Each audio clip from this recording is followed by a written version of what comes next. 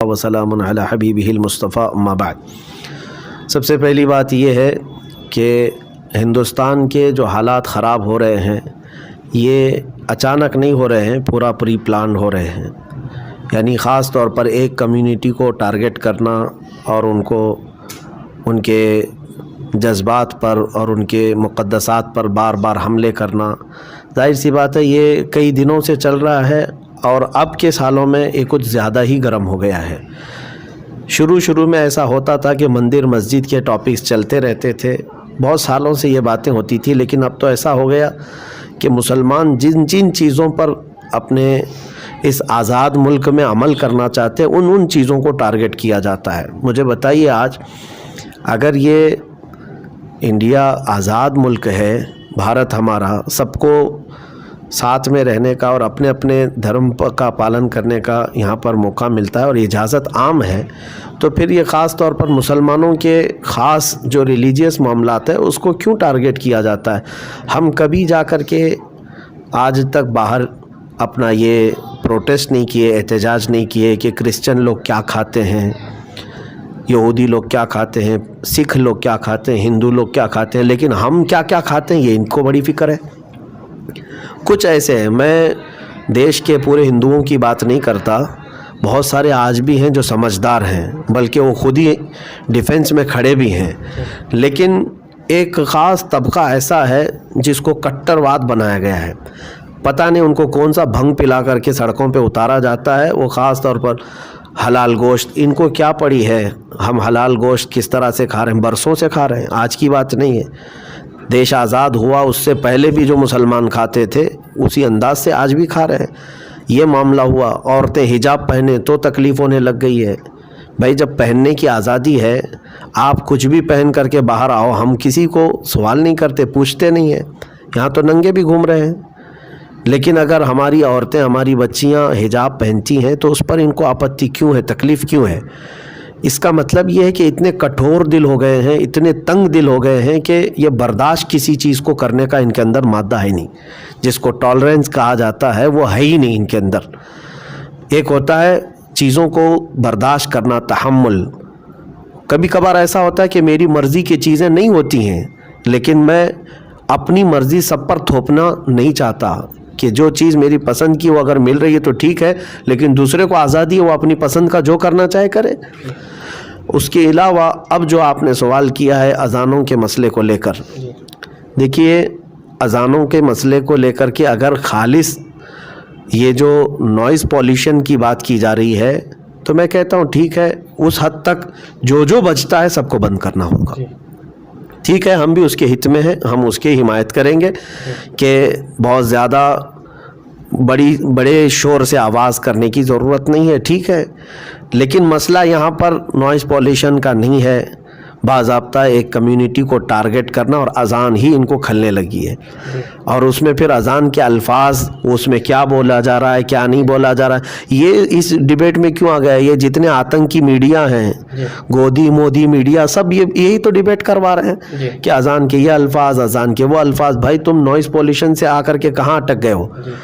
اور رہی بات، اب اسی سے سمجھ میں آ رہا ہے کہ ان کو مسئلہ لاؤڈ سپیکر کا نہیں ہے، کہ اس کے خلاف اگر کوئی یہ کہتا ہے کہ اگر تم لوگ اذان لاؤڈ سپیکر پر بجاؤ گے تو ہم مسجدوں کے باہر ہنومان چالیسا کریں گے، اور یہ جتنے کاغذی شعر ہیں، یہ کپڑے کے شعر ہیں جو اس طرح کے بھوکتے ہیں، اور ان کا موسم میں شعر بننے کا شوق ہوتا ہے اور بدلتے بھی رہتے ہیں۔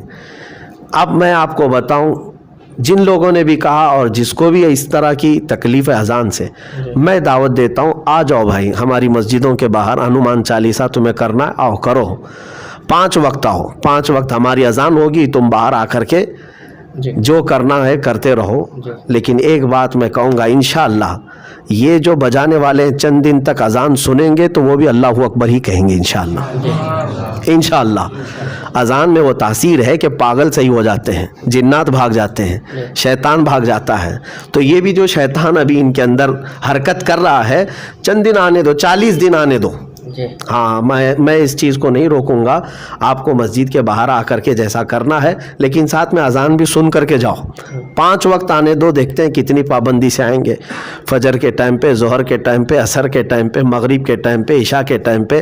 اسلام کے متعلق یہ بات میں بتا دوں، یہ شہادت گہے الفت میں ہے قدم رکھنا. لوگ آسان سمجھتے ہیں مسلمان ہونا، ہاں اتنا آسان بھی نہیں ہے کہ تم آج جو ہے لوگوں کو بھڑکانے کے لیے اور راجنیتی کرنے کے لیے یہ سب مدعوں کو اٹھا رہے ہو.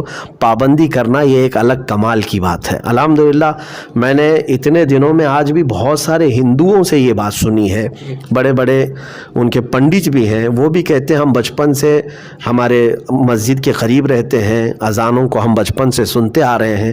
آج ہی میں ایک بڑے ان کے ایک دانشمند ہے ہندوؤں کے ہی، ان سے یہ بات سن رہا تھا. وہ کہہ رہے تھے کہ میں نے ایک بار سفر میں ایتھوپیا میں 10 گھنٹے کا ان کا ٹرانزٹ تھا، تو کہہ رہے تھے کہ مجھے تھکان تھی، گھر پہ فون بھی بات نہیں کر سکتا تھا اس وقت، جو ہے ایئرپورٹ پہ کہیں جانے کا بھی وہ نہیں تھا، لیکن کنٹینیو میرے اس وقت ایئرپورٹ میں جب تھکان تھی تو آواز آ رہی تھی اللہ اکبر اللہ اکبر ایئرپورٹ کے قریب سے.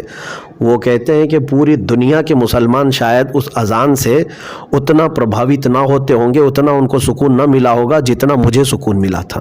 میرے تو وہ یہ بات کون کہہ رہا ہے؟ ایک غیر مسلم ہے. ایسا نہیں ہے کہ ان لوگوں کو پسند نہیں. بھائی آپ کے بھجن بجتے ہیں، ہندوؤں کے بھجن ہوتے ہیں، اور اس کے علاوہ گرودوارے میں جو ہے وہ لوگ اپنے ہاں سنگیت گاتے ہیں. اس کے علاوہ کرسچن لوگ بھی اپنے چرچ میں جو بھی ان کا ہفتہ واری ہوتا ہے، لیکن کسی نے آج تک ایک دوسرے پر اس طرح اس آواز کو لے کر کے وہ نہیں کیا. ہندوستان میں تو یہ سب چیزیں چلی رہی تھیں، لیکن اب کل ملا کر کے یہ سمجھ میں آیا کہ یہ جتنے سنگھی ہیں ان کا دل جو ہے چونٹی کے دل سے بھی چھوٹا ہے، کہ یہ کسی کو برداشت نہیں کر پاتے. یہی تو بات ہے کہ آج گیان وپی مسجد کے مسئلے میں بھائی پوری سینکڑوں مندریں تمہاری ہیں وہاں پر، کیا کمی ہے؟ کتنی مندریں کتنے وہاں پر ہیں، ایک مسجد تم برداشت نہیں کر پا رہے ہو. اسی سے پتہ چلتا ہے کٹھور دل ہے. نہیں جو بات کہی جا رہی ہے کہ گیان واپی کو بتا رہا ہوں مندر جو ہے وہ توڑ کے مسجد بنائی گئی، ایسا ان کا کہنا ہے، اور یہی پٹیشن داخل کی گئی تھی. نہیں، یہ 1947 کے بعد جب یہ کورٹ نے حکم دے دیا کہ جتنے بھی دھارمک استھل ہیں ایز اٹ از ویسی ہی رہیں گے، ویسی رہے گی. 1947 کے بعد جو مندر تھی وہ مندر، جو مسجد ہے وہ مسجد. تو یہ تو 1947 کے بعد تو نہیں بنی ہے نا. گیان واپی کی تاریخ تو بہت پرانی ہے. اس کا مقدمہ تو 1937 میں 35 میں بھی گیا ہے کورٹ میں. آپ کو پتا ہوگا 1935 میں بھی کورٹ میں اسی طرح کی پٹیشن گئی تھی، اور اس کے بعد پھر کئی مرتبہ یہ چلتا ہے. لیکن 1947 کے بعد کا انڈیا جو بھارت آزاد ہونے کے بعد یہ جو قانون ہے کہ جو بھی دھارمک استھل ہے وہ اسی طرح رہے گی. حتیٰ کہ یہاں تک بھی میں نے دیکھا کہ اس کو چیلنج بھی نہیں کرنا چاہیے اب آگے جا کر کے. یہ بھی کورٹ نے کہا ہے کہ اگر کوئی مندر 1947 سے پہلے کا ہے تو اب کوئی جا کر کے اس پر بھی اپنا دعویٰ نہ ٹھوکے. اسی طرح مسجد پر بھی. تو یہ چیز جب ہے مستحکم ہے تو اب کیوں ضرورت پیش آ رہی ہے اس چیز؟ جس طرح سے یعنی بابری مسجد کا فیصلہ جو ہے رام مندر کے حق میں آیا، تو اس کے بعد جو ہے کچھ طاقتیں جو ہے اس طرح کی کوشش کر رہی ہے. تو کیا لگتا ہے آپ کو کہ ملک میں اور نفرت پیدا کرنے کی کوشش ہے؟ بھائی حکومت بھی تمہاری، اخبار بھی تمہارا، ساری چیزیں تم جیسا چاہے ویسے کر لو گے.